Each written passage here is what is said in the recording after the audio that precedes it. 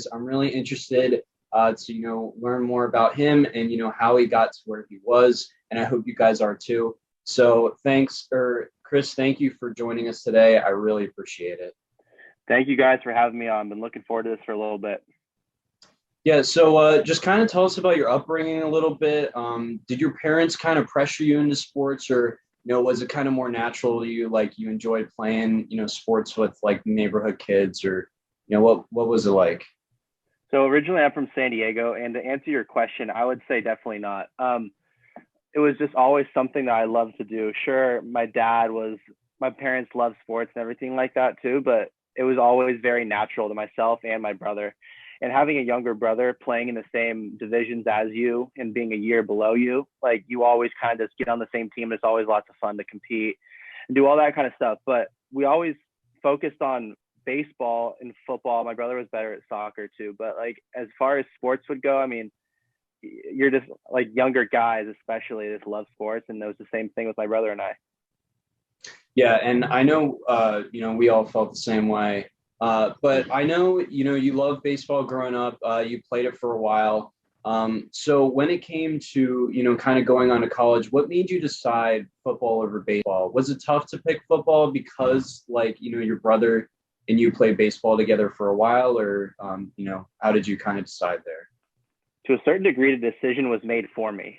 So I got cut from the baseball team my junior year, and like, I was devastated by it, but I just got into the weight room and decided to make a good from a bad. And after that, I just kind of connected with football and started loving playing it. And sure, I wanted to play baseball as long as I could, but it didn't end up playing out that way as far as my senior year would go. So it just kind of became, I knew as I developed in this kind of new purpose at that time was becoming more and more like apparent.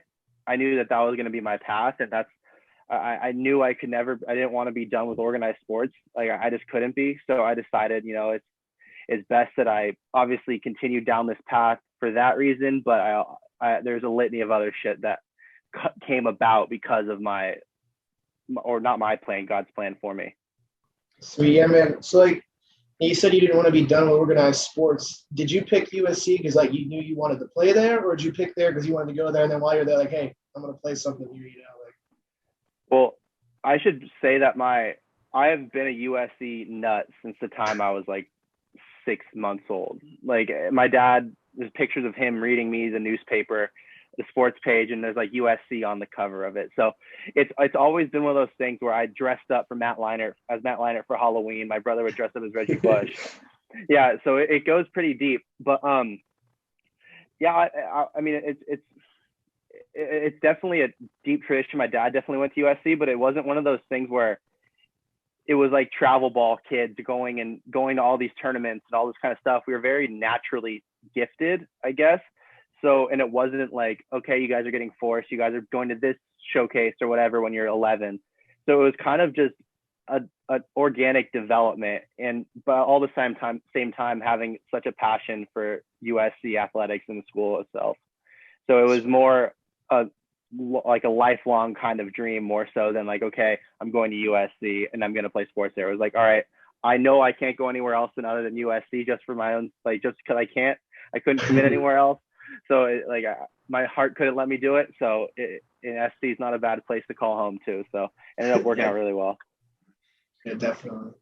So I know I've heard a lot of stories about walk-ons and how hard it is to become a walk-on and kind of the grind and dedication you have to put in before you even get a chance to walk on. So what was it that kind of kept you motivated through that kind of work before you were even on the team? Good question. I would say that there are a few things. I might forget or I might miss on them, so I'm gonna try not to be too long-winded. But first of all, I would definitely say I definitely found my faith through it. So it's tough to like. I knew that I just never doubted myself, and glory to God for that. So it was just that kind of kept me going down that direction for sure. I mean, another aspect definitely was all the kids who did doubt me, and I just couldn't let them be right. By no means can I let them be right. Like there are days where I would just feel so embarrassed talking about what I wanted to do because these kids I just knew they had something to say about it. And obviously SC is one of those places where it's like there might be a little bit of an ego thing to it. I mean, I try and check my ego as best I can, but I mean, playing football at USC is pretty legit. So I always thought like, damn, that'd be so cool. But the most impactful thing for me before I got to SC and what kept me going and working out all the time and seeing my receiver coach 2-3 times a week, 4 times a week actually, was just like I knew that I just knew that. It sounds weird, but I just knew that I was gonna make it. Like it sounds so weird, but I knew it. I never had a doubt in my mind. Yeah, it's really good that you were so dedicated, towards that dream. But what kind of kept you going after that senior year injury in high school? Because I know for me, I know it's obviously not the same, but I was a cross country runner in high school, and I dealt with a lot of injuries and stuff like that, and my motivation was just gone. It wasn't really there. So how did you kind of motivate yourself, after getting that injury? Did you think, oh, this is kind of it, it's a lot to come back from, or, how did you keep yourself motivated? So I would say that it took me a little bit, not because of the goal itself, but because I, as a person, wasn't ready or mature enough to focus on that. So I'd say that, okay, I got accepted to SC in June. I didn't walk on until August of 18. I tore my ACL in August of 15. So August 15, 16, 17, 18. So basically 3.5 years of just consistent, 2.5, 3 years of consistent training. So a lot of that physical development was more than accompanied by mental and emotional development too. I mean, when everybody's a senior in high school, they're kind of a dipshit, they're kind of more obsessed with partying. And for me, it was I had been a nerd most of 3 years of high school, but I broke into this new aspect of who I was at that time. And I was always going to clubs and stuff like that. So it really didn't become until I really got my gut checked in a few different aspects of my life in junior college. And that's where I began to develop and become much more mature. So it really didn't become super, super apparent or motivated or driven until I got to junior college and had gone through a little bit more adversity and learned from it. Sweet. All right. So you said you got to check your ego sometimes, but let it roll. What was one moment in sports you're yeah, dude, I'm the shit. Did something super cool, just balled out? That's a really good question. There are a few, and I'm going to try and there's actually, there's one for sure that stands out to me. So, and it's not an ego one, but this is kind of really one of those situations where I'm damn, I really made it. Whenever I was a kid, we'd go to SC practice every now and then. I went a couple times when I was 5, 6, 7 years old, and we'd wait outside after practice and wait for the guys to come out. We would sign something, and back when it was Dwayne Jarrett or John David Booty was there, names that not a lot of people probably know. But when I was in my first year, we were playing Notre Dame that week, it was Notre Dame week. And I just remember these kids coming out, and they're being probably no older than me. And I'm thinking to myself, damn, those kids are me. And I went up to them and I signed their homework folder with a pen. And I was just damn, dude, that was where I'm holy cow, I really made it. And that was the coolest part. That was one of the cooler ones. And there are a number of things where you're okay, I'm SC, you have USC football in your bio, and you have all the stuff on Instagram, and you DM a lot of people and they DM you back. So there's a lot of those kind of situations, but the one that stands out to me for sure was by far the homework folder. Chris, obviously it's hard to, even get a tryout, for the USC football team. I'm sure, there's obviously a lot of competition for that. And, you coming from junior colleges and, applying multiple times. So how did you kind of set yourself up for the opportunity to have the tryout? I knew that my path was going to be best suited for me by way of just being relentless in my development personally, physically for sure, conceptually as far as football goes, and definitely maturity wise, and so is faithfully. So I knew that I needed to become a different person in order to set myself up for the best chance that I could to, one, get a tryout, and two, make the most of my opportunity. So I was committed to myself gym all the time. I was a sickening gym rat, dude. Like I was with my receiver coach, like I mentioned, a whole bunch. I was watching like videos of Julio Jones all the time, dude. Like he's the guy who I wanted to emulate the most. I went in. This is actually I never told this one publicly before, but I went to Staples and I got a regular binder. I got like a bunch of like a pack of like computer printer paper, and I bought a Sharpie. And I divided the page into, I think it was 3 per row. And I got like those sheets, like those plastic wrapping sheets to put your shit in. And after that, I took it back to the hotel we were staying at that time. And I looked up every route concept that there was in football. Because I had no real idea at that point. Like I really didn't know. I didn't know football that well up until that point. So I went on like all the Madden ones and I was like looking up and I'd draw the route concept and I'd basically write, okay, X has this, Z has this, Y has this, blah, blah, blah. And I'd also write like, okay, I'd organize a lot of those. I'd do it again and again and again until I like memorized it. And then after that, I would organize them by way of which coverage they beat. So I would be like, okay, I draw another set of squares and I'm like, okay, all these routes and all these concepts beat cover 3 or they beat cloud or whatever it is. So it kind of was setting yourself up in a multitude of different facets in order to be fully ready and fully prepared for the opportunity that 1, you're not promised, and 2, the opportunity that you're not owed at all. So in order, so you got to get really clear about what you want, got to be super intentional, and then hope and pray and that all the work that you've done will pay dividends, because I guarantee you if you put 10x effort into everything, the best result will happen. Yeah, so really having to catch up. Oh, sorry, Dylan. Having to catch up so fast, having played baseball most of your life, and then kind of moving into football your senior year of high school, and then a much higher level of football at college. What is kind of did you get any negative opinions from like teammates having not had the kind of experience over the life that they had? At my SC? Yeah. Not from. Oh. I'm not trying to throw people under the bus, but a lot of the walk-ons who I was a walk-on with, I'd say there were. I shouldn't say this, but here I'm gonna say it anyways. I didn't get along with a lot of the other walk-ons. I would say that I was tight with a good amount of guys, like I really was. But the kids who I didn't get along with, and I just say there were probably 4 or 5 of them. They were very similar in personality and maturity to the kids I went to high school with. And I didn't click with those kids either, because a lot of those kids just made fun of me, and they made fun of me when I was a nerd. They made fun of me when I was out and partying. So and they definitely made fun of my aspiration to go play at USC. So I didn't click with those kids because for the same reason I didn't click with the kids in high school.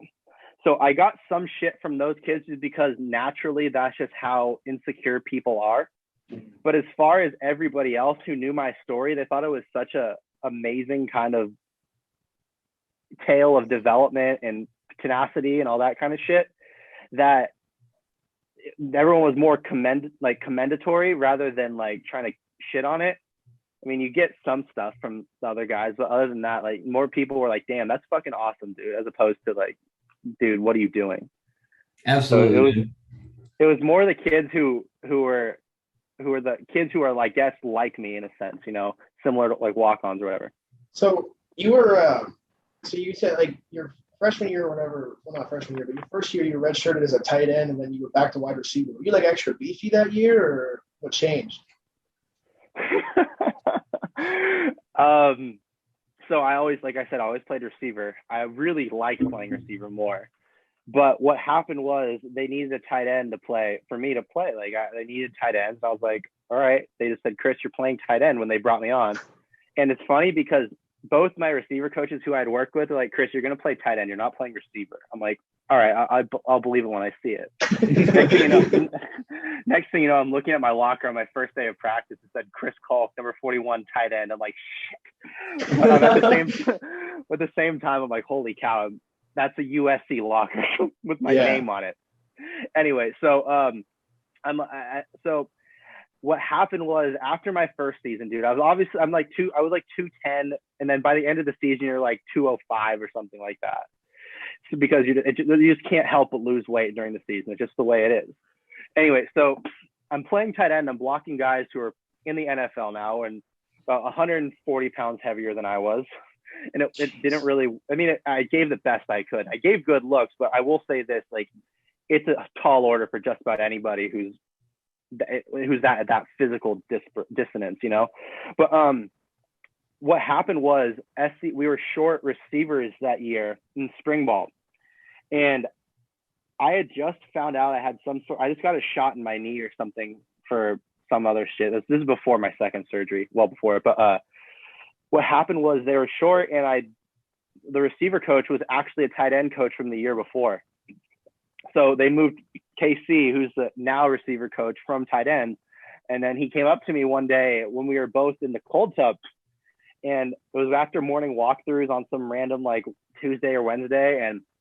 And I'm sitting there, and KC comes up to me. He goes, "Hey, Chris, you always played tight end or what?" I'm like, "No, this is actually the first time I ever played it." And he goes, "So you're always receiver, right?" I'm like, "Yeah, I was always a receiver." And he goes, "Well, I'm going to see if I can get you to come play receiver." And then I'm like, "Will you please do that for me?" I didn't beg like that, but I said, "You know what, KC, like, I'll play where you guys need me to play, but I'd much rather play receiver." I didn't go. Then that kind of got stuck in my mind. And then the whole rest of the day, I'm in class and sitting there thinking, like, damn, I'd love to play receiver again. Like, I don't want to just keep blocking fools who are like 150 pounds heavier than me. So anyways, at dinner that night, I text KC. I'm like, "Yo, do you have a second to talk? I'd really like to talk to you." And he goes, "All right, sure. Meet me downstairs." So I meet him downstairs, and he's sitting there getting the shit together, ready to go. I'm like, "Yo, look, I'm gonna be honest with you. Like I said, I'll play where you need me to play, but if you really could put in a good word for me to play receiver, I would love to do it. Like, I feel like my skill set's better for there anyways." He says, "Yeah, I don't think it should be an issue. I'll bring it up in staff meeting tomorrow." And one day goes by, next day comes up, morning walkthroughs. I'm still with the tight ends. At the end of walkthrough, Casey comes up to me. He's like, "All right, you're with us from now on." And I'm like, "Let's fucking go." Yeah, so that's how it kind of went. Sick. Hey, so Chris, just going back to, kind of, like your walk-on tryout, what were your immediate thoughts after the tryout? I mean, did you think you had any shot of making the team? What was kind of going through your head after the tryout? From the way that my mentality was, obviously going in, was if I can put myself to be the person that they bring out, even if they only brought on one person, if they brought that one person on, I was going to put myself in a position where that person was me. So I kind of took that mentality, and the other kids who I walked on with, I'm tight with, or I was tight with at SC, but one of them just texted me today for my birthday. But basically, I was thinking to myself in a certain sense, like, F my competition, like, fuck these kids. Like, I worked way too hard, all that kind of stuff that you go in when you're thinking whatever, like, if you're being psycho about it, like, I don't want to even talk to you. That's kind of how it was. Mm-hmm. But after the tryout, I would say that my mentality was, all right, I didn't play as well as I know I could have. I still balled out. Like, it's just your mind will play tricks on you. And right. I was just kind of sitting there for 3-4 days, just really, really, really nervous. And my mentality was like, okay, I'm trying to walk on now. Like, they want me to walk on now. I mean, I could always walk on in the spring if all hell breaks loose, but that's what the original plan was. That's what they knew what my plan was. But at the same time, like, damn, if I got this close to my dream and it didn't work, I'd be sick. So that mindset, that mentality of mine, I gave it all I got. And after that, I was like, all right, I'm nervous, but they're going to happen in the way God wants it to. And it just so happened that was the time I got brought on. Right. And 3 or 4 days seems like a long time to wait for a call. It was the longest time period of my life. I bet. But to kind of, because I'm a big movie nut, but when you got the call, did you ever like think of, the movie Rudy, where like, he tried, because, in a way you kind of have a similar situation where you applied multiple times and, you tried out for the team and then, you finally made it on your last shot. So was it kind of like a Rudy moment for you where you're just, obviously you're probably just ecstatic? That's a good question. It's funny. I haven't seen Rudy. I've never seen Rudy. Wow. I was looking, all your guys' faces fucking dropped right there. Every one of you guys. No, I haven't seen it, but I posted a TikTok the other, I'm sorry, that was an email. I still need to figure out how to mute this thing. Anyway, I was just sitting there and thinking to myself, after I posted this TikTok like a month or so ago, and everyone was commenting, this is like Rudy, this is like Rudy, this is like Rudy, and I got like 400 comments, like 60,000 plays, and they're all like, this is a lot like Rudy, and I'm sitting there like, I've never seen Rudy. I know the story and I know the general gist of it, but right. I wouldn't say I compared it to Rudy, but it was one of those like moments of just pure elation. So it was pure joy, and there's nothing compared to it, especially when you crush a goal as big as that one. Right. Yeah. That must be a great feeling. But once you got on the team, you had some real big players on the team that you were on at the time. So like who are you like closest with on the team, and how did that impact your experience overall? There were a couple guys I was really tight with. Like, as far as guys in the NFL now, here's how I'll break it up. I'll break it up guys you guys definitely know about, then I'll say like guys who I was really tight with too. As far as guys in the NFL now, I'd say the closest by far was Michael Pittman. I posted a story of Michael the other day when he scored that touchdown on Sunday Night Football, and I was tight with Michael when we were there. He was a really good dude. I really like Michael. But guys who you may not know about, I would say that the closest kids that I would probably say is a kid named Grant Jones, who was one of the original kids I walked on with. And it's funny because like him and I became super close, but at the same time when I was trying out, I'm like, there's no way this fucking kid's beating me out. Right. But I would have to say it was probably Grant Jones for sure. He's still there. And then other kid named Frank Martin, another kid, Dom Davis. I know I'm forgetting someone. I know I'm forgetting a few people, and I don't want, if any of them are watching this or listening to this, I don't want them to get offended. But like for sure, I'd say it was Grant Jones. For sure. Sweet. And with being on, sorry, Dylan, I keep cutting you off, but with being on that big of a team, you have bowl games, you have travel games, and it's a big event. So what were some of your highlights of being on the team? Just favorite moments. Favorite moments for sure. Sure. I would say that one of my favorite moments, no doubt, was walking onto the Coliseum the first time on the grass in the Collie. Like right when you get off the stairs and you're going in, I started fucking welling up when I was on the like the grass for the first time. Those times you can't beat, dude, especially when like it's a home game, the big team coming in, it's your Sunday or Saturday night kickoff, Friday night kickoff, whatever, whoever we're playing, making all these plays before the game. Another really awesome time is getting to play at my home stadium in San Diego at Qualcomm. That was my last game as a Trojan, and that was the last game before the stadium got destroyed. And that was the place where I actually watched my first football game. I watched the Chargers play there. So it was just amazing to go and watch and play in that game. And it was so amazing. Like those are some of the best experiences I've had for sure. First and last, actually, of all things. So, Chris, I know, as a Division I athlete, you're obviously expected, a lot from your coaches and everything like that. And, we're all human, so, everyone's going to mess up. So what was kind of the most, I know this might be an odd question, but I'm interested to hear your answer. What was like the most brutal or like weird punishment that maybe you or your teammates got by like, when you guys messed up? All right. Personally, the worst tongue lashing that I ever got was my first day on scout team. And at this point, I had just been brought on that week before. And that whole week before, it was a bye week. So I was like with the tight ends, like, so when you're on scout, you're kind of just like with the defense, like almost all the time. We're with periods of like 7-on-7 or whatever. You're not doing like routes on air that much. You're with the defense and you're running individual drills and all that kind of shit. So I was with the tight ends that whole week before, and I was completely new to the position, and I didn't know any of the routes, any of the formations, any of the anything. So my my first day.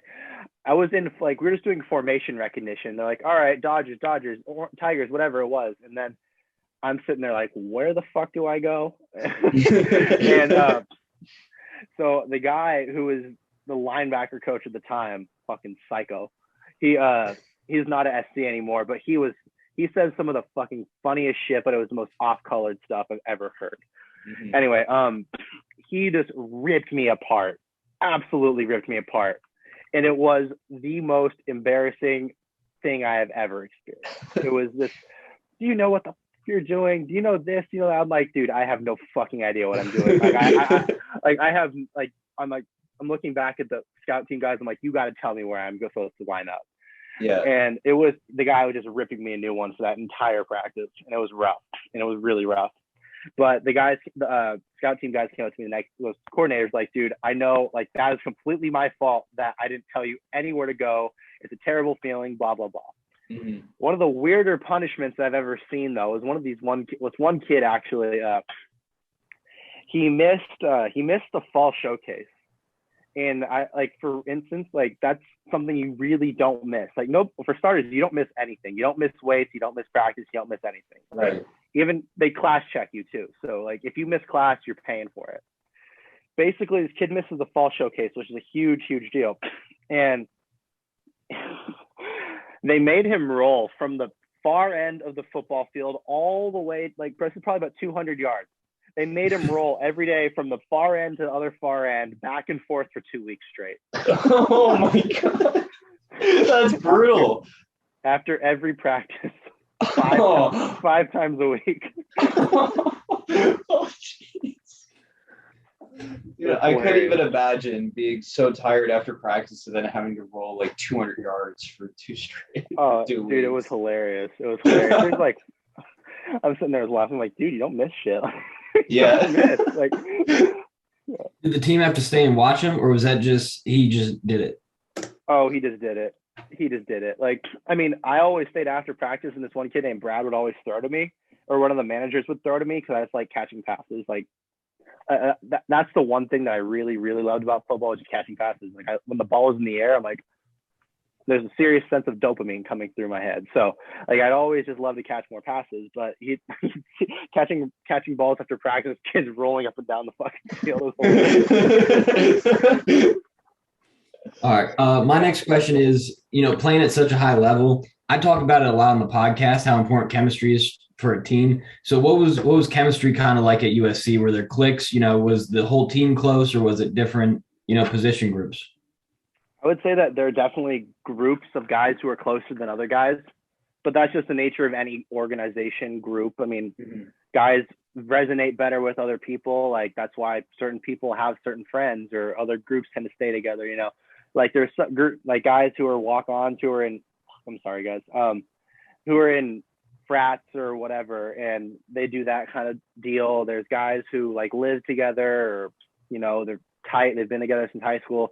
So I would say that chemistry as a whole is pretty good out. I mean, as far as I knew of, there were no like real issues among groups. Like, I can honestly say that for certain, that there was no like feuding of groups or cliques.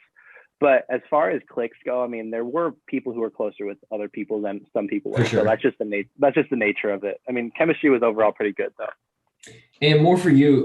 So what was your life kind of like outside of football? Like, were you constantly in the gym? Were you just a gym rat, constantly working on routes, or enjoying the party life at SC? What was your college life kind of like?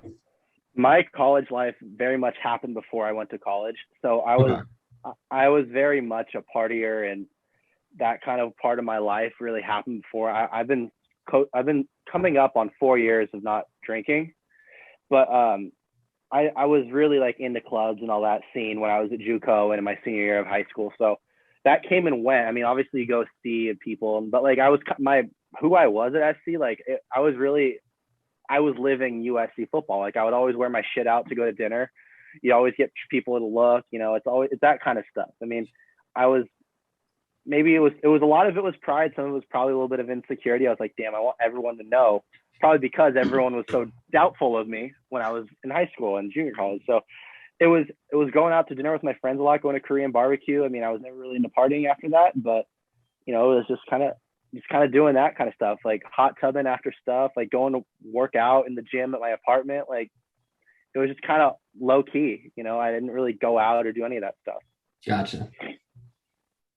Was it tough? Because I know you quit drinking, when you really started seriously training for USC. Was it tough, kind of seeing your friends kind of still living that, life? And, were you kind of not maybe doubtful, but, sad that you were kind of missing out on part of that? My opinion on that kind of stuff is that I never like, I don't want to fucking get after this like this, but I never, FOMO is not a thing for me, because I know at least personally, my life and who I am and what I do is better now than it was back then when I was drinking. So it's not even a matter of like having any sort of like fear of missing out or like doubt or like maybe I should be drinking because I feel like it's much more fun. It never occurred to me that way, man. Like I knew that the best version of myself is sober and like straight edge. And I know that I can accomplish just about anything. Like even when I still had big dreams when I was like drinking and partying, but like I knew that like getting after it and being relentless about who I was and what I wanted to be. Like I knew that I couldn't do that while I was pursuing USC and trying to get there. But while I was there, like I never had any issue or like that. I mean, people make their own choices. And it's like, you got to pay attention to your side of the street. And as long as you keep your side of the street clean with me, like, does it get annoying when people are like drunk and all over you? Yeah, it does. But that's really my only qualm with it. Personally, like, I don't really give a shit what people do. Like, or like people's like influence on me. It really doesn't, I'm not influenced by people like that. Right. And yeah, that's, that's unlike most people, because a lot of people would, kind of let them affect that and, affect their drive. So it's really cool that, you didn't really let that impact you. But kind of to wrap up a little bit, because we're running out of time. So Chris, do you have any advice to, somebody trying to pursue, the dream that you were able to accomplish, or, someone just, trying to push to the next level of really any sport, I guess? Yeah, for sure. If you're gonna go and do anything in this world of value, you've got to be unbelievably committed. You've got to be completely okay with the ups and the downs. You've got to be completely straight about running your own race, not being concerned about anybody else. A lot of people are going to be all over the place doing this, doing that. But if you focus on yourself, be super intentional about what your goal is, go in, day out, just being super committed to it, giving 10x effort, I promise you it will always result in the best action or results. It will result in the best results. Yeah, I really like that, Chris. I want to thank you for joining the podcast today. Guys, feel free. I know Chris is pretty open, right, about, people DMing him about, certain stuff. So his Instagram will be in the description. So Chris, I just want to thank you, for coming on today. We haven't done a lot of interviews, but I think we want to start definitely doing a lot more. So thank you again for coming on. Thanks, guys. Appreciate it. So, yep, this is the Chris Caulk interview. And again, I will leave his Instagram in the description. So make sure to check him in. Hey, everybody. I hope you enjoyed that interview. It was a lot of fun having Chris Caulk on. And, we're looking forward to doing more interviews. So, maybe we'll find some more college players. And we'd love that a lot. I like when Justin took lead there. I like that. You should have more of that. All right. Fuck you to Dylan. No. Chris was great. We loved having him on. We were really lucky to have him on, as the other podcasts he's been on were kind of low tier. But hey, we working to get up to that mid tier. And for the few of you who do listen, I felt very motivated listening to that. Chris is a motivational speaker. You can find his stuff online. We'll see if we can get a link for that. And I'm gonna unplug my PS4 after this. Damn. Okay. Justin, I know that kind of may have touched you more personally, because I know you talked about possibly walking on the ship. I mean, obviously, it's not the same. USC is a lot better, but Frisbee? I think it's basically the same thing. He's already thing. on the frisbee team. What the fuck? You. But yeah, guys, I really hope you enjoyed the interview. Shippensburg. Right. I really hope you guys enjoyed the interview. It was a great time. We will try to do more interviews in the future because I think it spices things up. So, we like that. But so this week we'll, be a little shortened on the Chaingang part. We'll obviously still have our controversial calls. We're going to have our headlines. I'm going to skip out on bad calls this week. But we do have our game picks. And then I want to just talk about the trade deadline is coming up. So there's a few trades that could happen. And the Bengals, like I said last week, I called it. They beat the Ravens. And I think they are contenders now. And I want to talk about that with you guys. But like I said, we're going to start out with our headlines this week. So, guys, the first headline I got this week is that Jamar Chase beat Justin Jefferson's rookie record through 7 games. His 754 receiving yards this year, which is second in the league. Wow, that is crazy. Who knew that a guy said that the ball is different in the NFL and that he couldn't catch in the preseason would be second in receiving yards? He didn't say he couldn't catch. He just said the ball was different. All right. Well, the ball is different, but now he is different as he is on a whole nother level of rookies right now. So shout out to Jamar Chase. Well done. Well done. Also, sure appreciate that. Big news this week. The GOAT, Tom Brady, threw his 600th touchdown pass, changed his life and that fans. What a big week for everyone involved. Dude, I was going to say that should have been the headline, is that was the best fan trade I've ever seen. Truly best fan trade? Dude, it was crazy. Dude, he got 1 Bitcoin, which is like $60,000. Yeah. He got 2 season tickets for like this year and next year. Yeah, 2 season tickets. I would have gotten box seats. No way. I'm pretty sure he got. Didn't Mike Evans give him a signed jersey? Mike Evans signed jersey, a Tom Brady signed jersey. Dude was balling out. Definitely got something else, but I think he may have gotten another ball. That was insane. Oh yeah, another ball. That was insane. Crazy. What a lucky guy. And just because Mike Evans picked a guy up. I was going to say, also shout out to Mike Evans for just throwing it in. Mike Evans said screw Brady. Yeah, I mean, I'm sure he really didn't know going in, but I thought that was pretty funny. The announcers were going crazy about it, and Mike Evans just tosses it. Brady said, Mike Evans said, I didn't realize I gave it away by accident. And Brady said, maybe I'll accidentally not throw you any more touchdown passes this year. But congrats to Tom Brady for becoming the first quarterback ever to throw 600 touchdowns. He's the man. Sticking to quarterbacks. You never want to hear about injuries, but if anyone was going to get injured, I'm glad it was Zach Wilson. God damn. Justin, question. Where were you this weekend? Were you near Foxborough or in that vicinity? Maybe I was Jets minding locker my business, room? and so should you. Maybe the Jets locker room? Maybe, I don't know. Zach Wilson's locker? Do you put something in his special drink or what? Anyways, now with Zach Wilson out, the Jets are going to be even worse than they have been. And I think that was possible. That's hard to do. They recently acquired Joe Flacco, so he could be the backup. Or some other guy, I think his name was Kevin White. Mike White. The only guy whiter than Zach Wilson. True. Hey, but I will say he threw his first career pass, he threw his first career touchdown. So yeah, shout out to Mike White for. I hope he starts over Zach Wilson when he comes back. Next one, the Titans beat yet another contender this week. They've beaten both AFC champs and AFC runner-ups this year. So they are a legit team. Are they a legit team, or is Derrick Henry a legit running back? That's the Okay, yeah, Derrick Henry is a beast of a man. No, I don't think the team. Hold on. I want to go over this. Go ahead again. Talk to me. Okay. Want me to start from the top? You really just asked if not you, Stat Boy. I'm talking to our boy dumbass over here.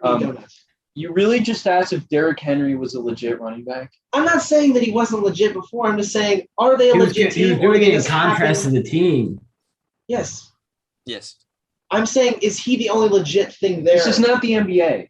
One player cannot. I think Derrick Henry's case, yes. Because think about it.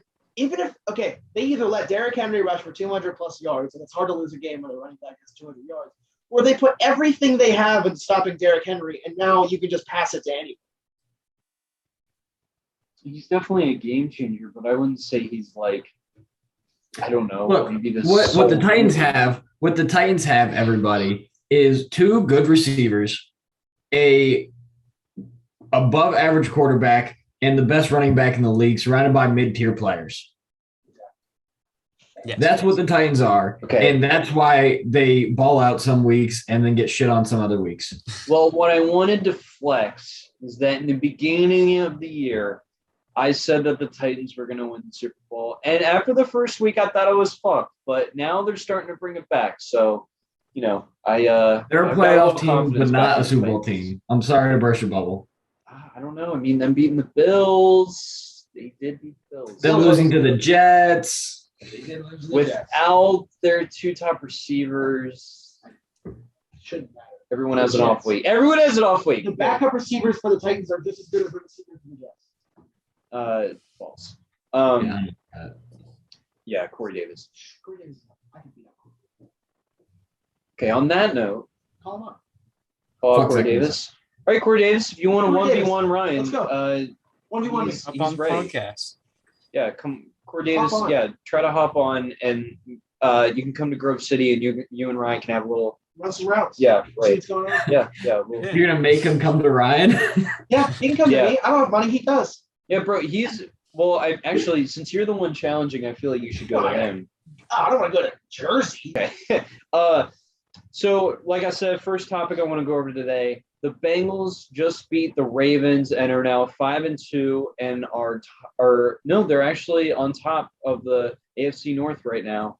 And they're looking real good. I'll tell you what. They're looking like a completely different team from last year. So guys, after this win against the Ravens, do you see the Bengals as legit contenders? No. Why? I don't think the Bengals are a deep playoff team, if a playoff team at all. I don't think they're well-rounded enough. They have some great pieces. They've been clicking. Chemistry has been great lately.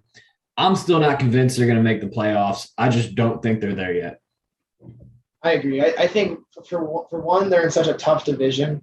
I mean, the Browns, the Bengals, the Ravens are all very good teams. The Steelers, who knows what's going on with them right now. But I think the Bengals are good, but I don't think they're enough. What are you looking at? I'm looking at you like this because I'm about to own all of you. Can I keep talking? Oh. I'm just going to fuck off. No, it Anyway, sounded like you were done. I wasn't done. Is I just Dylan didn't about like to the drop a pace you truth bomb? I am. Second off, I do think they rely too much on the big plays.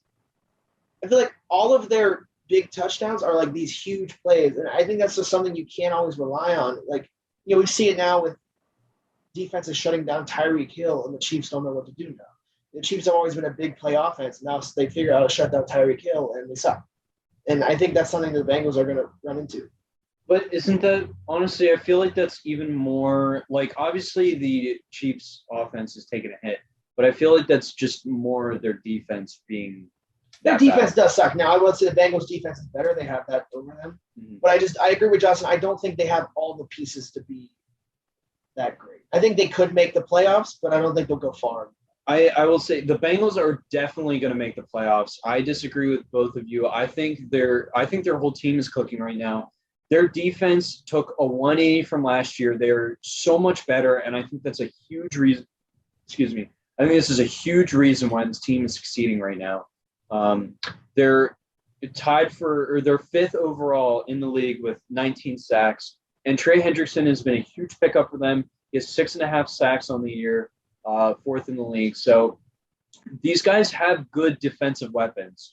So I think their defense being so much better, I think solidifies them as at least a wild card team. At least I could honestly see them giving the Ravens a run for their money when it comes to division. I know that's a bold take there, but I think the Bengals have a good enough team to do that. I'd like to make the prediction. I think they finish 8-9. So you think they're going to go 3-7 for the rest of the year? Correct. All right, I want to actually read out their schedule and see, if they will do that. But Ryan, and like you said, I understand, obviously, they have the big plays, with Jamar Chase. That's been huge for their offense. And you do bring up a good point that, if they shut down those big plays, which is mostly Jamar Chase, obviously that's going to become a problem.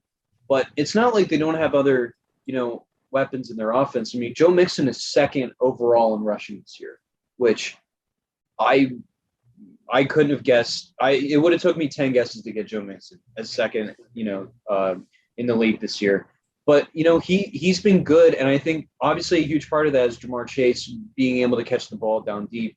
And, defense is worrying more about him than, anybody else. And Jamar Chase was just the final piece that they needed to really complete this offense. I'm not saying that it's totally there yet, but I'm saying that it's definitely solidified their offense, I think, as a top 10 offense in the NFL right now. And I think that's why, with that and their defense being a lot better this year, I think that by itself makes them a wild card team. Because I get the division thing. Like, the Ravens obviously, are going to be there. But the Browns have been struggling this year. Baker has been playing injured. He hasn't really been looking great. A lot of their offense has been injured. And the Steelers, I hate to say it, but they're just not good enough. I'm sorry, they're just not. I don't think they're going to make it. Put us in the NFC East. We're dogs. Well, that's any team, but yes. Okay. But Justin, going back to your point about 3-10, so they play the Jets this week, so I think we can all agree that's an automatic dub. Then we'll see what Mike White does. Then they play the Browns, the Raiders, the Steelers, the Chargers, 49ers, Broncos, Ravens, Chiefs, Browns. Not an easy schedule other than the Broncos. It's definitely I'm kind not. of leaning towards Justin. I think Justin might be right. This is a I'd really I'd say 3 or 4 wins. Okay, but so you're telling me so you think what? They probably beat the Jets, The Broncos. I have them losing to the Broncos. Okay, so what? Who? I'd say they play the Browns 2 more times. Yeah. I'd say they beat the Browns once. Okay, and then what's their other win? The Raiders, Steelers, 49ers? Either Steelers or Niners, maybe both. 3 or 4 wins. Yeah, that's reasonable. Okay, I have to disagree with all of you. I think really the only team here is the Ravens. I'll give you the Ravens. They'll probably lose to the Ravens. But the Raiders, but the Raiders defense is so much worse than the Bengals defense, and I think the Raiders defensive line is so underrated. Okay, the defensive line is good. I'll give you that. But their corners are dog water. And Jamar Chase, that's going to be his game. I don't see this. I don't see how this team doesn't Dylan, make I it love into you. the I love you like a brother, but I see this a lot where you jump the gun. You jump the gun on these things. Derek Carr wasn't elite. The Giants weren't a Super Bowl team. Neither okay, Bengals, No. I'll give you Derek Carr. Okay. I never said the Giants were a Super Bowl team. I said if that offense is healthy, I could see them making a underdog playoff run. I never said that they were Super Bowl contenders by any means because their defense is not there. No. I had to think about that for a second. I'm pretty sure I never said that. I remember you saying they have a better receiving core than the Bucs. No, definitely not. But I think the Bengals right now are a top 10 team for sure. And I see them being a legit contender with, so do you guys have any counterpoints to my stellar argument? Now let's think about legit contenders. The Rams, the Cardinals, the Bucs. Do you think the Bengals can be anything? Rams, Cardinals, Bucs. Green Bay even. Okay.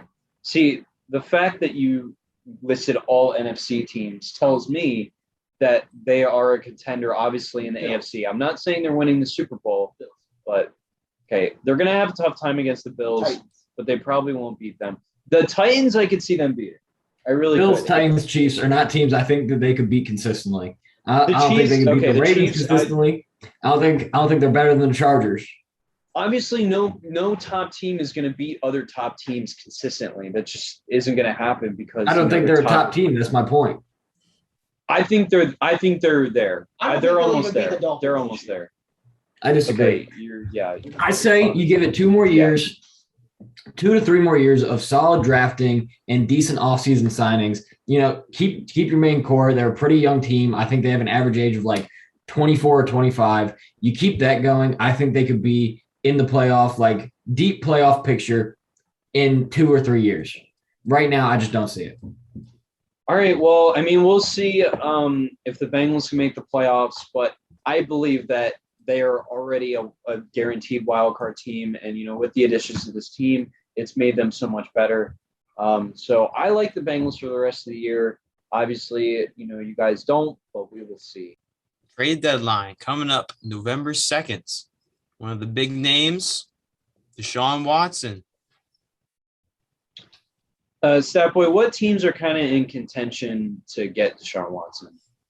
So there's a couple front runners. The team probably in third would be the Panthers.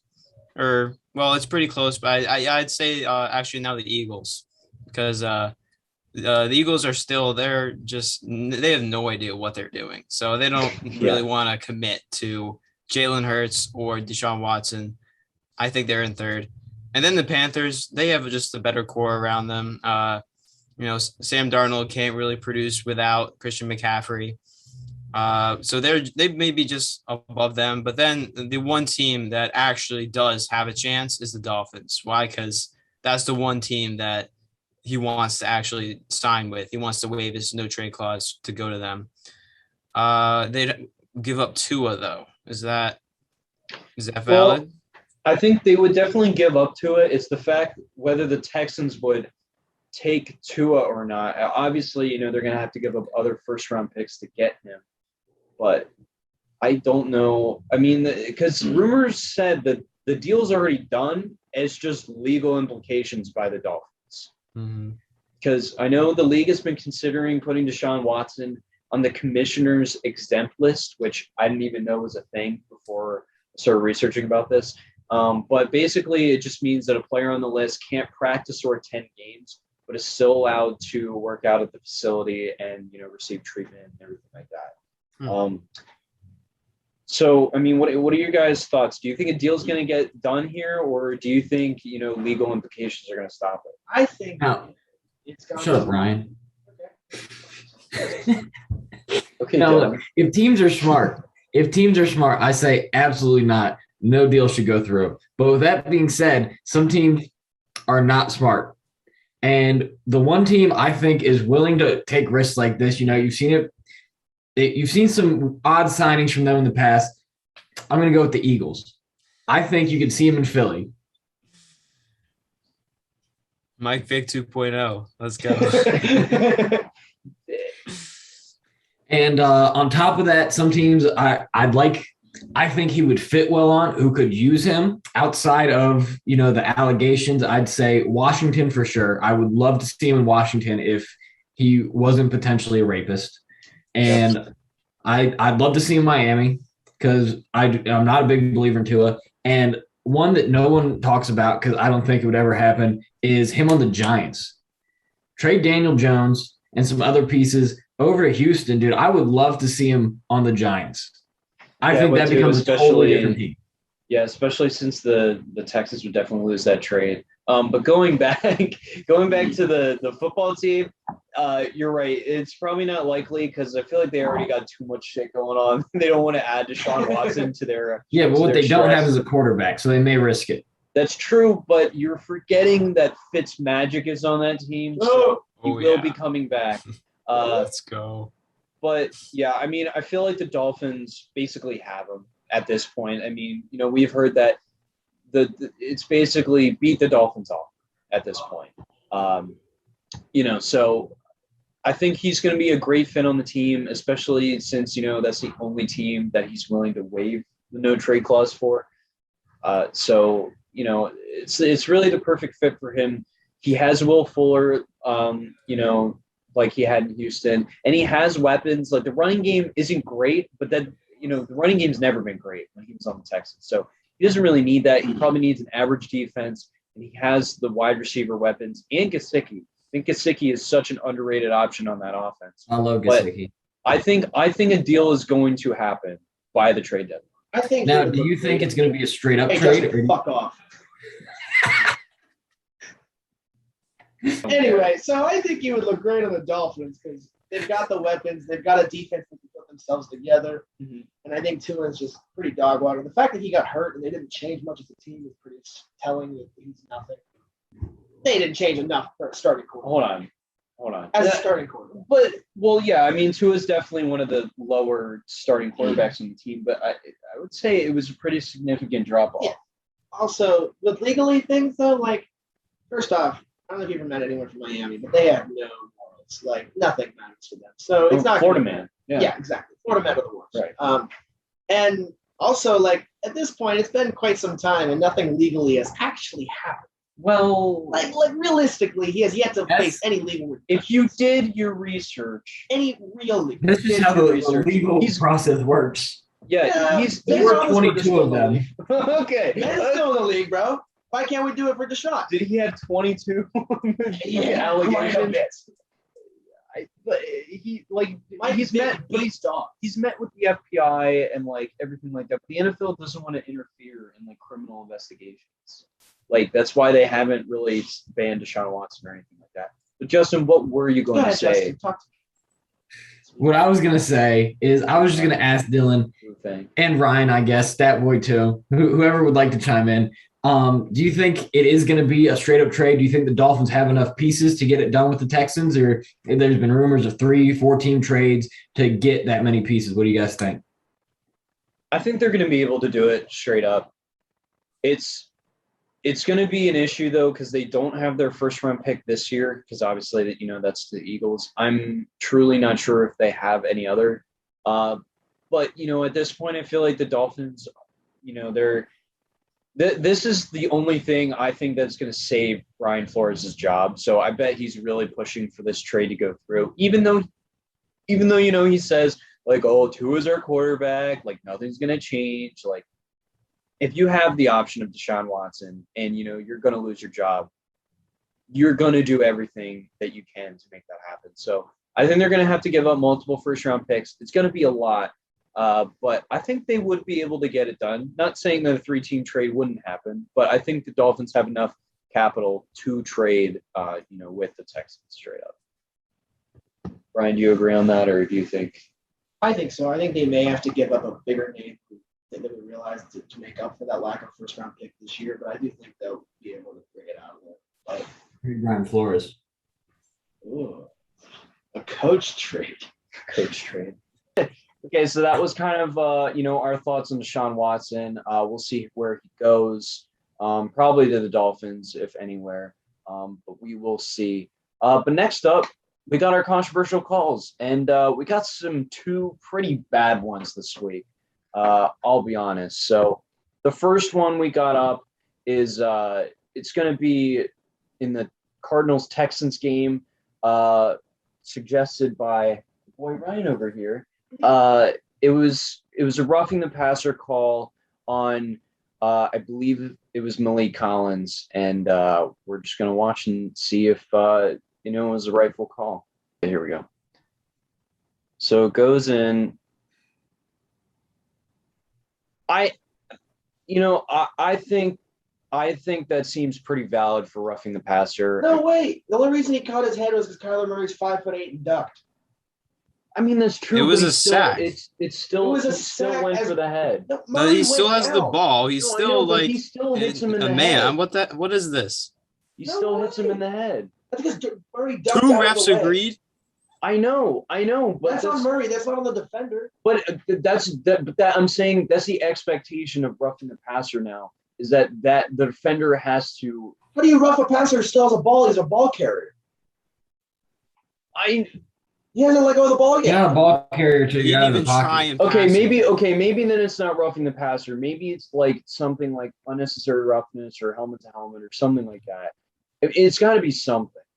It has to do with the head. It has to be unnecessary roughness, something like that. This is just that small head grab by. If I'm Kyler Murray, I'm putting my head into every single defender that comes after. Still, that's a terrible call. That's the Trey Young throw the body into the foul call. Roughing the passer, an opponent forcibly hits the quarterback's head or neck area with helmet, face mask, shoulder, or forearm. Say that counts. You say that counts as roughing the passer? But if the quarterback puts his body to do that, I'm looking at it. I believe your rules, and I think if you read the rules like that, and if that's the rules, then it sounds like it should be. But I don't think it should be a call if the quarterback puts his body to the body parts. He didn't really crouch that Well, much it's your job as a down. defender to adjust to the quarterback. Yeah, that too. It's a quarterback's league, Ryan. They gotta adjust. They can't just hit willy-nilly. They gotta be cautious. I'm okay with that call. I'm okay with it. I am too. It might have been, a risky call because he didn't actually throw it. So like maybe roughing the passer wasn't exactly the right call. But it was definitely a call that I think should have been made. So refs did a solid job on that one. So the next call we got up is Myles Garrett holding call that against the Broncos on Thursday night that the refs missed. So I know this is not great quality. I'm just trying to not get copyright claimed. But come on. They just didn't call that. Somebody still almost made the tackle. I would love to say that this is actually better than most of our other replays, but he literally basically puts him in a choke. I don't know. Bridgewater kind of stiff-armed him in the ground, bro. That's what I saw. Yeah, shouldn't that be a hands to the face too? There should be a lot of things. It should have been at least one of those things, if not multiple. Things going on that was. It wasn't even in that was way in the back. Like no one was in the way of the ref. I don't know how they see that. I don't know either. That was that you don't get more obvious than that when it comes to holding calls. So the refs really started out the week bad, but they had it wasn't over 2. It was I would say they got the first one, or at least got. They don't have a good record so far this season. They really don't, but at least they kind of made the right call. When it comes to Kyler Murray, because he might be the next golden boy in the league, so you got to protect him. But those kind of are controversial calls this week. Refs did opens, but we got our last topic of the day, and of course, it's going to be our Week 8 game picks. And Stat Boy, refresh us on how we did last week.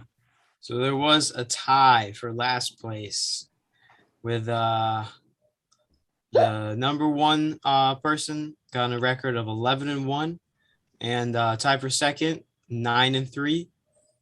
We have Ryan and Justin. Dylan won. I almost went undefeated. It would have been the first. I originally thought I went undefeated, but I forget what game I lost, man. You know what? Technically, wait, I'm confused on how to do this because Statboy made the picks. We can rock, paper, scissors for it. Yeah, Statboy made the picks. I don't feel like I should be punished. No, I'm saying so I get to punish Statboy. So are we coming up with a punishment for those two? That's how I see it. Oh. We're throwing Statboy off here. Yes, all right, Ryan. So I honestly have not really thought about anything. Do you have anything in mind? Because Justin last week he got the punishment text to his ex. So that one wasn't that bad. To make Thomas put my really, really gross rugby ankle bracelet. Speak for yourself. Yeah, that's just unsanitary, I guess, at that point. I don't even know. What if Thomas has to wear a wife beater to class? Yes. Yes. I would say Justin, but Justin actually wears Justin wife beaters. seems like a wife beater guy. Yes, he wouldn't be. It wouldn't be out of his element to wear a wife beater. So I feel like we should come up with a different punishment for him. I still gotta fucking buy the one chip thing. I keep forgetting to do that. Oh yeah, the chip. Yeah, because that's what. Let's just make that this week. Yeah. We'll send you your chip. Justin. Well, we're giving you a little grace here because you seem to be on this end of the punishment every week. So yeah. So we're just, I guess, just moving your punishment from 2 or 3 weeks ago to now. We can make Thomas wear Halloween acrylic nails for a day. Oh, that's pretty bad. I say the wife beater is already bad enough just because of how cold it is. Yeah. Okay, so Thomas, you are required on Monday to take a selfie of yourself in the wife beater in your class, every class that you have. Oof. Okay. Every All right. class, damn. Every class. Well, I mean, he probably. How many classes do you have on Monday? On Mondays, I have 3 classes. Oh, that's not bad. That's better than 4. That's better than 5. Yeah, right Thank on. you, Dylan. Quick math. Hey, yeah, Ryan with the assist. Yeah. So those are our punishments for this week. I have only gotten one so far. I feel a little giddy inside watching Justin, get punishments every week. So always fulfills me for sure. But we're gonna start going into the game picks. Obviously, we don't film early enough to get the Thursday games, but I want to start. I want to start filming early enough next week. But the Packers did win because AJ Green retired mid-play. So we'll go over the 1:00 games, as we do, and we'll just keep it rolling. So Stat Boy, what is the first 1:00 game we got up here? All right, quick one with the Panthers versus the Falcons. Stephon Gilmore is returning, supposedly, but Christian McCaffrey is still out. So, quick one. What do you guys think? I'm taking the Falcons. Panthers. Yeah, I'm gonna go with the Panthers here. All right, next up is Dolphins versus Bills. Will Fuller is out. Bills. This is a tough Bills. one. Easy money. All right, Yeah, I'm going with 49ers the Bills. versus Bears. What do we think? This You is go with gonna the be Bears. this is gonna be one of the most boring games this week. 49ers. I'm gonna go with the 49ers. Can you All not? right, next one. Steelers versus Browns. Baker is dealing with that shoulder injury. Nick Chubb is coming back. Last game in the wild card. Steelers had 5 turnovers, and the Browns won 48-37. Some injuries for the Steelers include Juju. He's not going to be playing, and Tyson Alualu is out. The Browns have a lengthy list of Odell, Nick Chubb, Jack Conklin, Jarvis Landry, Baker, Denzel Ward are all questionable, and Kareem Hunt is out. He will not be playing. Thoughts? Still some bad memories from the last time we played the Browns. I will say though, we did kind of come back in that game. Ben had like 500 passing yards. I don't know about you, but that first fumble was like 9-11. I always remember where I was. It was like watching the Broncos Seahawks Super Bowl, and like that was like their first play was the Broncos, and that's the first thing I thought of, and I said, Classic game. this is going to be a long game. But I don't think it's going to be the same result. I think the Steelers are going to take this one. Baker is not healthy, and nobody is on that Browns offense. So I'm confident that the Steelers defense is going to come through, and they're going to score more points in the Steelers offense this week because the Browns defense is still really good. So we're still going to have to overcome that. But I see Najee getting a lot of touches. I see Deontay Johnson having a really good game. So I'm taking the Steelers here. Yeah, I hate to say it, but I think you have to go with the Browns because it's as if both teams have been firing on 2 of the 8 cylinders all year. So it's really tough to say at any point. And their offense is kind of bad right now. Our offense has kind of been bad the whole season. And so either way, it's going to be a defensive game. It's getting better though. But it's on its way up. I will say that. I think Yeah. the Steelers are on their It's way on the up, up but and I up. don't think this week they'll be winning. Controversial to my usual pick. I'm gonna go with the Steelers. Oh shit! I bet it's like Oh shit! Oh fuck! All right, let's hear his explanation. Well, there are a lot of injuries or potential injuries on the Browns roster, and if even half of those players sit out, they're key players. I just don't think they're going to be able to overcome it. And with that being said, I love the Steelers secondary, and I think they're going to help them pull out the game. Mika. Mika. What else? Pierre? I was just gonna say Pierre. Yeah, I'd love to be wrong about this thing. I really hope you are, Me but too. I am a little scared that Justin picked the same thing I did because he never does that unless it's like against. The But I'm winning this week. Yeah. Okay. He's on a tear. What's next, Stit Boy? All right, next up, Eagles versus Lions. Oh, obviously we got to go with the Eagles. Eagles. I'm going with the Lions, baby. Oh no! There's Justin. Run. There he not is. joking. All right. He's not not joking. joking. Are you Not joking one bit. I'm going No, with he the can't Lions. take it back. Oh my God. All right.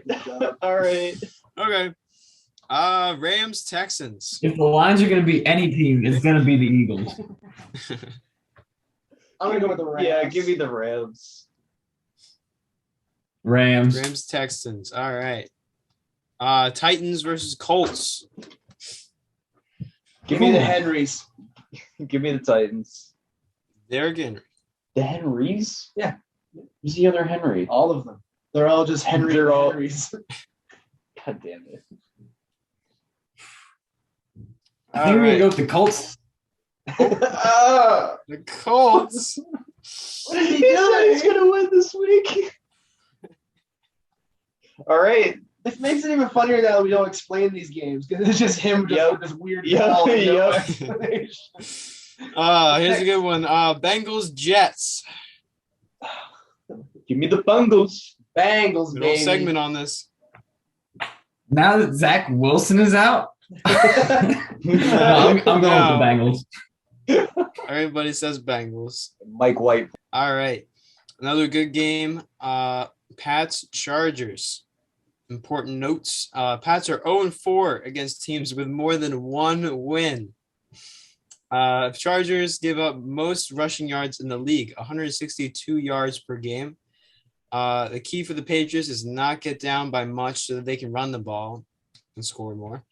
Patriots defense is only giving up 20 points per game. Chargers offense, though, is averaging 24.7 points per game. Some injuries. Pats will be potentially without Dante Hightower, Shaq Mason, and Jonnu Smith.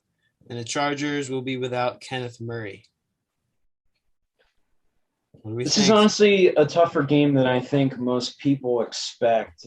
The Patriots, their defense is, I think it's one of the honestly better defenses in the league. Even though, they might be up and down. Overall, they're one of the better ones. But I think I'm still going to take the Chargers here. I mean, they're coming off the bye. They're at home. They might be I actually forgot to put in there, they might be without Austin Eckler.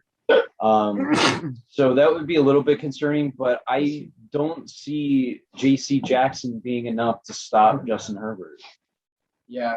I mean, the Patriots have been real Hill Valley this season. They really have. And but the Chargers have that bye week to rest up, get everybody prepared. I think they're going to come out hitting that offense hard. Patriots defense might slow them down. I don't think they'll be able to stop them. etc. Yeah, reluctantly, I'm going to have to go with the Chargers too.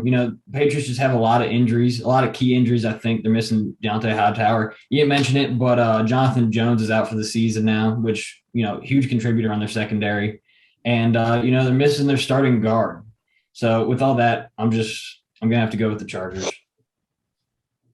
I think this might be the first week where Justin didn't pick the Patriots. Next up, Jags Seahawks. Ugh.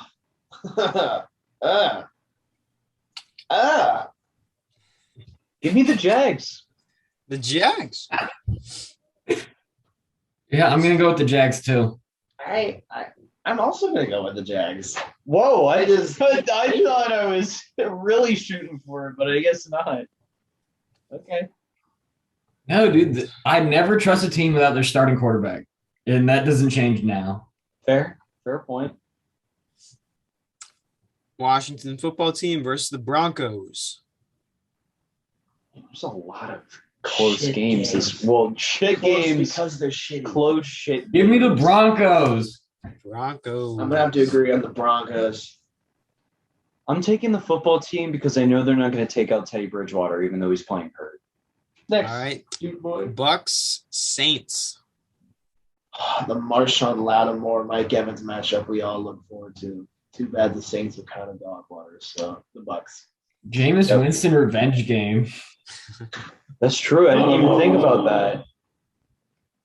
No, I'm going with the Bucks. This is easy. The Saints are up and down. You never know how Jameis is going to play. Same here. I'll take the Bucs.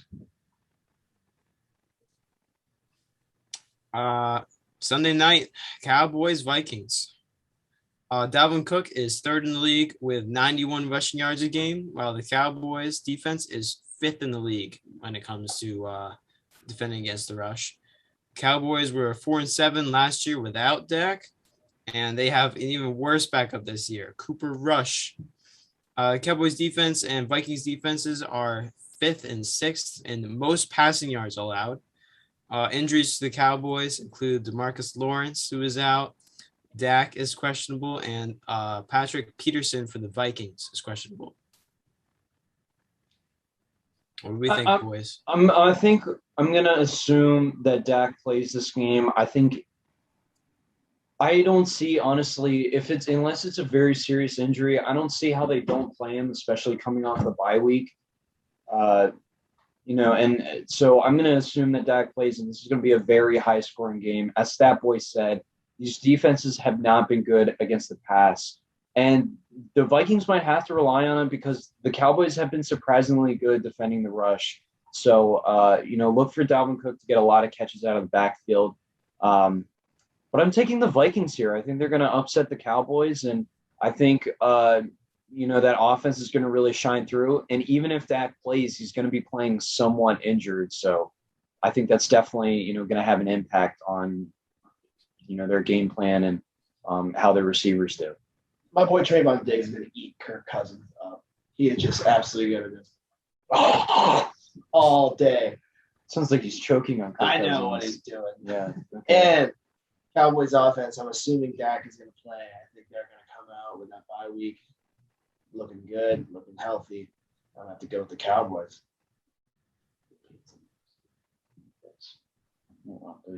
Yeah, banking on Dak playing, that Cowboys offense has definitely been playing great this year, and I'm going to have to go with the Cowboys. Monday night game, Giants versus Chiefs. The Chiefs are 2-4 in their last few games. Mahomes left the game against the Titans after getting hit really hard in the helmet, so he might not play. Injuries for the Giants include Saquon, Kenny Golladay, Sterling Shepard, Kadarius Toney are all questionable, and Andrew Thomas is out. For the Chiefs, Clyde Edwards-Helaire is out, and Patrick Mahomes is questionable. What do we think? Man, Mahomes makes a big difference here, and I'm not sure who I'm going with yet. Yeah, that's a good point. The Giants still have a lot of injuries on offense. Basically, all of their offensive weapons besides Darius Slayton. But unfortunately, all these guys are questionable. I don't expect Saquon to play. I think Sterling Shepard will make it. And I think Kenny Golladay, I don't know. I think they'll at least have one receiver available. But give me the Chiefs. Man, that hit that Mahomes, it looked pretty bad. Chad Henne is not it. So I'm going to make my pick, assuming, I'm taking the Chiefs. I really want to take the Giants here, but it just feels so weird picking the Giants over the Chiefs. I feel like my gut just tells me the Chiefs. I'm going to have to agree, despite how whack it's going to be. I think the Chiefs, and they're kind of pissed right now. Yeah. Or I don't know if you just yell Chiefs. I have no faith in the Giants, and I have no faith in the Giants, and with all their added injuries, especially because they depend a lot on their offense with so many receivers being injured, and especially the tradable Saquon Barkley being injured. I have no faith in them. No, Justin, thank you for calling on me. Are you making this pick based off of yes Mahomes or no Mahomes? Based off yes Mahomes, but okay. I'm not psychic. I just wanted to make sure you weren't going back on your statement earlier that you never go for a team with their backup quarterback. Oh. No, this is I'm having Mahomes. Okay. Oh. Okay. Didn't want you to be a liar on national television. I hope you guys enjoyed the Chris Caulk interview as much as we did. I know we had a great time with having him on. We're trying to get more guests on in the future. So let me know how, this episode was set up. If it was good, if you wanted more like actual Chaingang content, like in the fact of our normal episodes, let me know. But hopefully you guys enjoyed. You guys have anything to say before we sign off? I love doing this podcast. I hope the few viewers that we do have enjoy it too. And I can't wait to do more interviews and talk more shit with Dylan. Yeah, and win a week. Fucking win a week. Goodbye, Barkley. Drop a like if you want Justin to win. Drop a comment if you think he's not going to win. I might comment on our own video because I don't think he's going to win. I did make some whack picks this week, though, I will say, so it might be me. But Statboy, you have anything to say before we sign off? As always, go Birds. Beat the Lions. Go Win those Birds. Lions. All right. Thank you, for everybody. once, I'm going to be right about the Lions. Yeah, okay. We'll see. But thank you, everybody, for watching. Hope y'all have a great week. Hopefully all your teams, win out. I don't know. Hopefully your fantasy teams do well. But they probably won't. Yeah, unless your team's the Browns or the Patriots. But I want to thank everybody. Like and subscribe. Check out our Instagram. Check out Chris Caulk's Instagram. It will be in the description. Make sure to DM him if you have any questions or, you want some advice